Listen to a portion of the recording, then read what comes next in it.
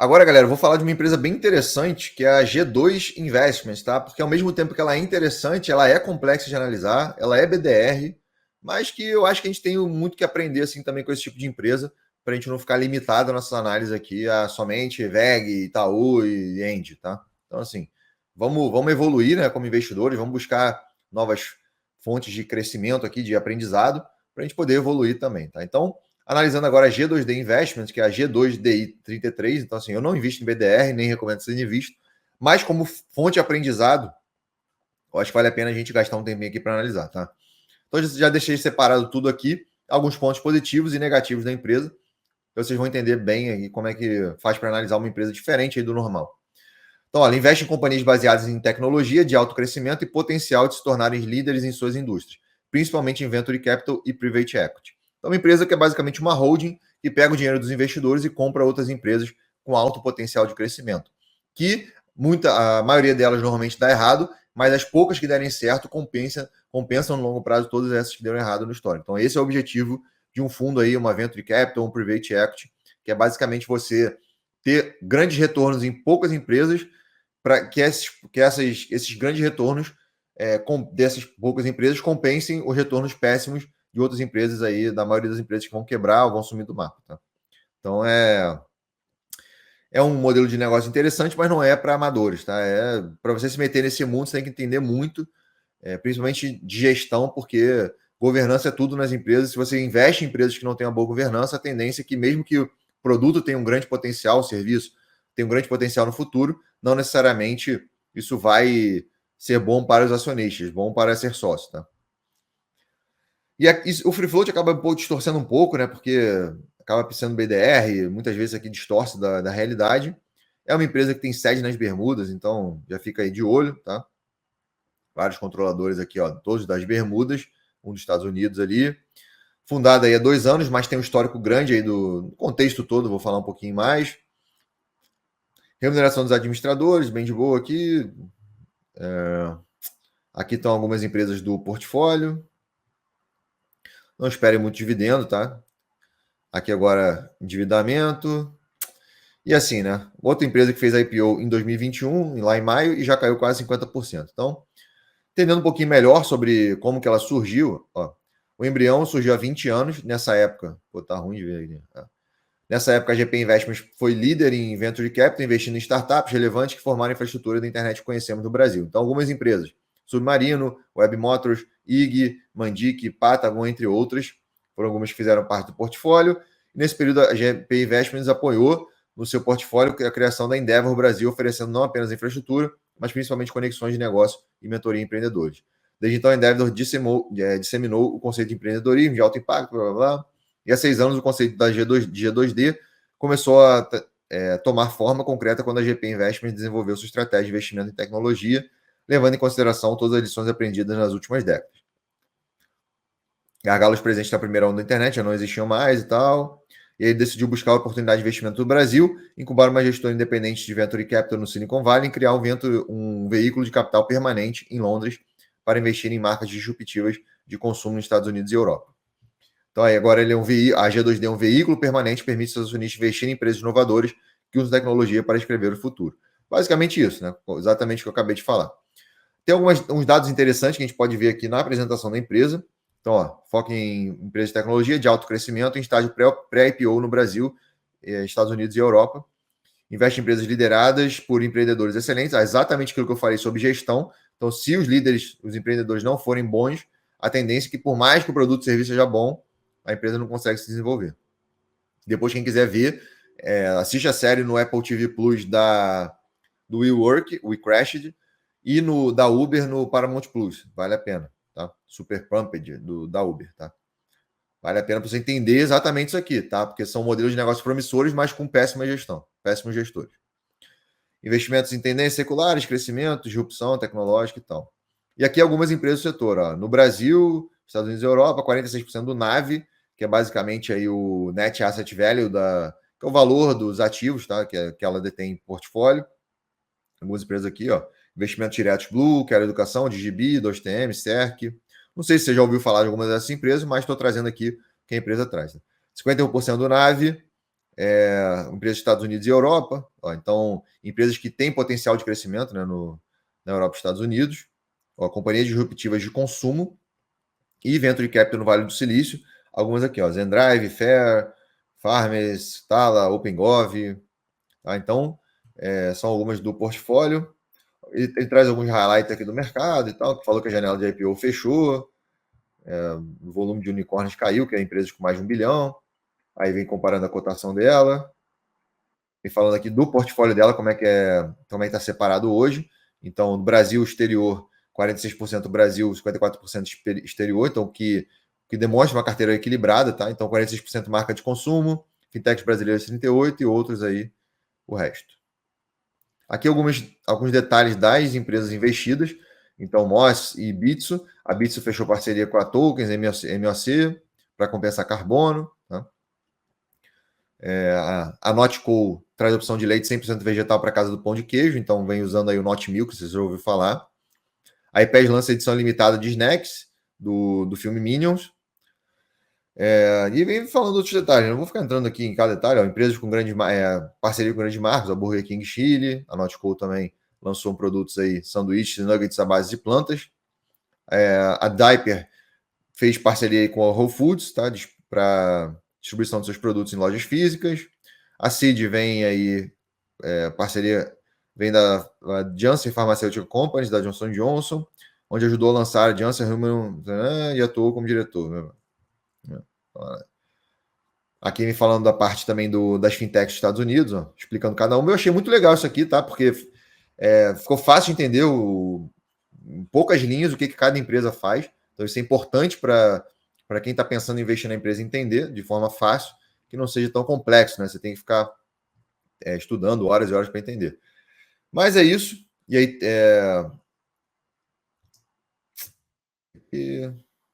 aqui, ó, apesar do NAV do nosso portfólio até o 1T 2022 ser avaliado com base em valuation de transações recentes, decidimos atualizar nosso NAV do 2T 22 de forma excepcional para refletir o atual momento de mercado. Segundo a metodologia do IPEV, estabelecemos fatores de ajuste com base na reavaliação dos múltiplos da receita de empresas comparáveis listadas nos 3 pilares. Então, assim, o que você tem que entender de problema em entender como é que uma empresa dessa ganha dinheiro, tá? Porque você vem aqui no Fundamentei, você vai ver lá a receita negativa aqui, como é que pode? No primeiro trimestre de 2021, negativo, menos 335 no segundo trimestre. Como assim receita negativa, Eduardo? Aí você tem que entender a forma de contabilidade dela, tá? Então, exatamente isso que ela acabou de falar ali, ela basicamente ajusta essas empresas aqui de acordo com os parâmetros de mercado que ela considera aí de múltiplo de receita. Então, ela faz como se fosse um valuation e fala, ó, a empresa não vale mais tanto não, ela vale tanto, tá? E aí aqui vem mostrando o quanto reduziu o NAV dela, né, o valor das empresas, de acordo com desde o IPO até o segundo trimestre de 2022, tá? Então aqui aumentou e tal, mas se você considerar do primeiro trimestre de 2022 para o segundo trimestre, houve uma reavaliação negativa de 331 milhões, considerando a conversão cambial e as despesas operacionais, aí o NAV do segundo trimestre de 2022 desabou de 1 bilhão para 750 milhões praticamente, tá? Aí vem explicando mais sobre o mercado de consumo dela, das empresas, não vou ficar perdendo tempo com isso aqui, mas se você quiser entender melhor como é que a empresa calcula esse NAV, a avaliação do valor justo, tá? Ela explica direitinho aqui, ó. Ela coloca esse slide falando o preço de investimento, múltiplo de lucros, benchmark, patrimônio líquido, fluxo de caixa cantar, então ela vai fazendo aí uma hierarquia de valuation preferido que ela considera para justificar esse ajuste e esse padrão contábil negativo aqui, que foge um pouco do comum, tá? Você tem a receita líquida negativa, como é que pode? Né? É basicamente um ajuste, como se fosse um impairment. Exatamente, é como se fosse a melhor analogia para você entender é exatamente um impairment, né? Que é a reavaliação de algum ativo da empresa. Então, caso você tenha alguma dúvida, também pode entrar em contato com o RI, mas considerando aí o IFRS e o US GAAP, ele não exige que essas diretrizes de avaliação sejam seguidas, no entanto, a sua orientação está em conformidade com o IFRS e o US GAAP. Tá? Então, ela pode aplicar essa questão aí de valuation, de valor justo, né, dos ativos no IFRS, por isso que fica aqui negativo. Então, não se assuste, é basicamente aí a empresa seguindo um padrão que ela considera aceitável aí, que fica melhor para os investidores analisarem o portfólio dela, tá? vai vir falando de. Cara, eu gostei bastante dessa apresentação, achei bastante clara e você consegue entender muito fácil como a empresa ganha dinheiro, o que, que houve, o que, que ela faz. Aqui no final ainda tem detalhado os investimentos dela, né? Então, ó, você vê que tiveram várias reavaliações negativas de março, de 31 de março de 2022 para 30 de junho, então do primeiro trimestre para o segundo. E aí você vê que quem caiu de 1 bilhão para 750 milhões lá foi basicamente, ele vai mostrando a reavaliação de cada um dos ativos, tá? Então isso que é interessante, porque o mercado de Bitcoin desabou, Blue também caiu, esse The Crafter aí que também caiu, e aí depois você pode comparar e entender melhor o que aconteceu. Né? Olha lá. Mostrando aqui também em dólares e reais, tá? Então aqui em reais e aqui em dólares. Então a empresa já dá até convertido. Então achei muito interessante, tá? Achei muito claro e a questão da receita aqui, ó, como é que ela considera as receitas dela, tá? Então entra aqui em ganhos e perdas não realizados. Então a receita dela considera os ganhos e perdas, não somente os ganhos, tá? E realizados também líquidos, tá? Não realizados e realizados líquidos. Então, esse ajuste aqui, como é não realizado, é basicamente um ajuste contábil, tá? Então normalmente não tem efeito caixa. E por isso que você também tem que analisar depois o fluxo de caixa dela para entender melhor aqui o resultado, tá? Mas mesmo assim ainda deu negativo o fluxo de caixa, porque ela também continua fazendo, adquirindo outras empresas, ó, isso entra no operacional dela, então por ela ser uma empresa de private equity, de aquisição de outras empresas, ela considera que no fluxo de caixa operacional dela deve entrar essas aquisições. Normalmente, nas empresas em geral, acaba entrando aqui no fluxo de caixa de investimento, no FCI. Só que como o core business dela é esse, é adquirir empresa, ela coloca no FCO. Basicamente comparando com a aquisição de veículos das empresas de locadoras de veículos. Então, você pega lá a Localiza, uma Vamos, uma Movida, elas consideram no FCO a compra e venda dos veículos, e isso acaba influenciando, né? Isso não entra como CAPEX, isso entra como operacional. Exatamente a mesma coisa aqui.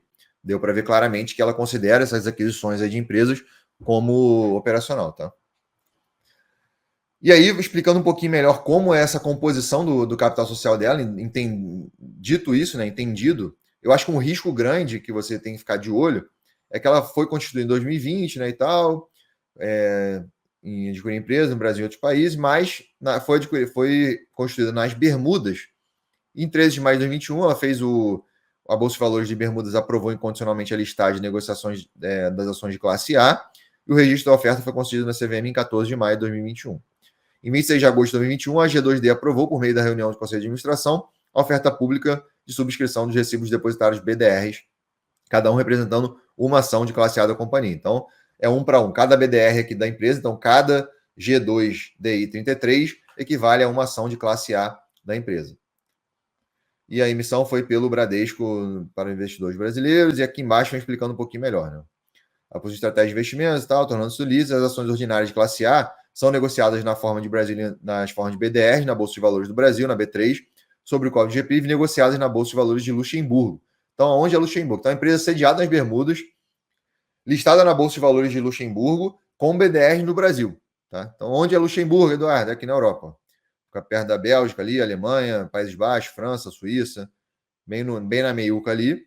Então, você vê mais ou menos o rolo onde você está se metendo. Então, você tem que entender onde você está se metendo, tá? Então, ó, atualmente, a companhia possui escritório em São Paulo, Nova York, Londres e Bermuda. Então, você tem que saber, antes de colocar um centavo na empresa, onde está o seu dinheiro, né? Então, no mínimo, que eu acho que você tem que entender é isso. E para você ver esses detalhes, você pode vir aqui no Fundamentei, clicar em ver mais detalhes. Você pode olhar tanto os fatores de risco da empresa quanto o breve histórico. E aí você vai ver esse documento que eu acabei de mostrar aqui, beleza? E aí, mostrando também a questão da onde veio esse prejuízo, 336 milhões aí que aparece lá no Fundamentei, que é basicamente aí, ó, menos 335, você vê aqui na tabela, ó, menos 335 no trimestre, vem da onde? Vem daqui desse valor, ajuste a valor justo, né, aqui, ó, ganhos e perdas não realizados e ganhos realizados, conforme eu falei, sem efeito caixa, mas que entra como receita. Aí tira as despesas dela e tira o resultado financeiro e dá o lucro dela contábil, menos 341 milhões, exatamente o que está aqui, tá? Então, utilizando as normas de IFRS, mas seguindo essa norma de ajuste do valor justo, acaba tendo esse padrão negativo. E aí eu também marquei algumas coisas interessantes que eu vi. E tá, só mostrando para vocês como vocês analisam essa empresa. Vem mostrando aqui, ó, ganhos e perdas não realizados, menos 336. O que é isso, Eduardo? Você vem aqui, ó, nota 8, número 2, tá? Então aí você vem aqui e vai lá na nota explicativa, 8, número 2, que vem explicando certinho, tá? Antes de falar sobre isso, eu vou falar, passando aqui a nota explicativa 1, ó, principais eventos ocorridos no período, vem falando a variação do câmbio. Então, durante o período, notou-se uma variação cambial relevante que impactou de forma significativa a apresentação das informações financeiras intermediárias em 30 de junho de 2022.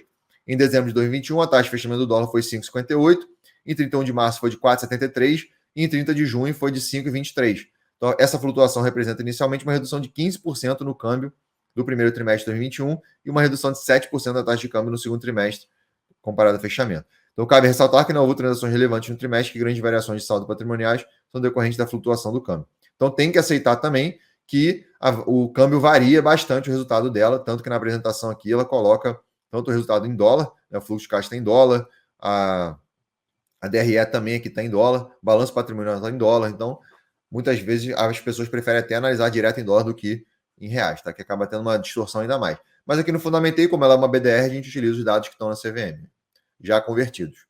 Ela vem explicando aqui a variação de cada uma das empresas, mas lá na apresentação também tem, conforme eu mostrei melhor, né? Aqui está um dado mais bruto. E aí você vem lá ó, na nota explicativa 8, número 2, vem falando aqui, ó, instrumentos financeiros de longo prazo, portfólio. A tabela a seguir resume os investimentos da companhia. Vem falando cada um dos investimentos, o valor justo e a correção que teve no trimestre. Tá? Então, variação líquida do ganho ou perda não realizado no período. Tá? E aí vem lá, ó, menos 148 milhões do The Craftery, 39 milhões da Blue, menos 28 da Expanding, menos 94 da Inova. Então, aumento da taxa de juros também influencia no valor justo dessas empresas, porque a taxa normalmente de financiamento acaba impactando o resultado delas, e aí com isso o valuation delas acaba sendo impactado, e com isso o valor de mercado cai. Tá? Então, uma coisa, a empresa dessa está com taxa de juros de 1% ao ano. Agora, se for para 3%, obviamente o resultado vai ser muito mais impactado. Tá? Então, isso acaba impactando o valuation delas também. E ele vem falando que os investimentos da G2D podem ser feitos em diversos países, afetando assim a moeda a qual o investimento é feito. Conforme exposto na nota 2.3, a moeda funcional da G2D é dólar e a de conversão de apresentação é o real. E aí vem explicando melhor aqui sobre essa questão. Então, é uma análise bem mais complexa, conforme vocês estão vendo aqui. Teria que ver caso a caso, mas de qualquer forma, eu gostei que na apresentação ela já deixou bem claro aqui a variação de cada uma das empresas, explicando o que aconteceu, a estratégia de cada uma delas. Então, isso eu achei muito bem claro para quem quiser estudar. Tem todo o material, aceitando que ela é sediada nas Bermudas, de estado em Luxemburgo, com BDR e afins. Não deixa de ser uma forma fácil de você investir direto na empresa, caso você queira, tá? Então, Eduardo, como é que eu faço para investir no private equity, que normalmente demanda muito dinheiro dos investidores? Você pode investir numa empresa dessa que te dá acesso aí a uma gestão focada em empresas de crescimento, que se der certo você tem que ter um retorno muito bom, mas dependendo do valor que ela for fizer um IPO, você pode ter um rendimento muito ruim também, tá? Então, até agora, quase 50% de queda, e apesar disso, o lucro já está negativo, né? Mas que acaba sendo um lucro contábil, tá? Então, você analisar os balanços dela aqui pelo Fundamentei acaba ficando um pouco distorcido por causa dessa questão, como se fosse vários impairments aqui na tabela, né? Então, acaba sendo distorcendo um pouco, tá? Então, aí não gera caixa, né? Então, você analisar por aqui é complicado, tá? Então, eu acho que o ideal você analisar essa empresa é mais pelo fluxo de caixa, analisar a dívida também, mas não espere dividendo de uma empresa dessa, tá? O foco dela é 100% crescimento, então você não vai ver dividendo tão cedo dessa empresa aqui, beleza? Então, dito isso, eu acho que é uma empresa, assim, para a maioria das pessoas, eu acho uma empresa regular, porque não achei uma empresa ruim, achei a proposta boa, só que para você ser sócio, você tem que aprofundar mais a sua análise do que o normal. E nem todo mundo quer isso. Se você quiser fazer uma análise um pouco mais simples, que é a maioria das empresas que eu faço aqui, acaba não sendo tão viável você investir numa empresa dessa. Mas dentro de um contexto que você já tem várias empresas numa carteira bem diversificada, várias empresas boas, eu acho que cabe uma empresa dessa caso você queira se arriscar um pouco mais, tá? Só que, né, para variar, empresa com IPO recente, toma cuidado, mais ou menos aí um pouco mais de um ano de bolsa. Então fica de olho, porque normalmente essas empresas vêm muito sobreavaliadas e foi exatamente isso que aconteceu. O mercado está começando a ajustar agora para o valor justo dela aí no momento, tá? Então, taxa de juros também impacta muito empresas de crescimento. Então, fiquem de olho nisso, porque os países estão aumentando a taxa de juros deles agora, tanto os países da União Europeia quanto os Estados Unidos. Então, isso acaba impactando também a previsão de resultados futuros dessas empresas mais arriscadas. Tá? Então, é isso.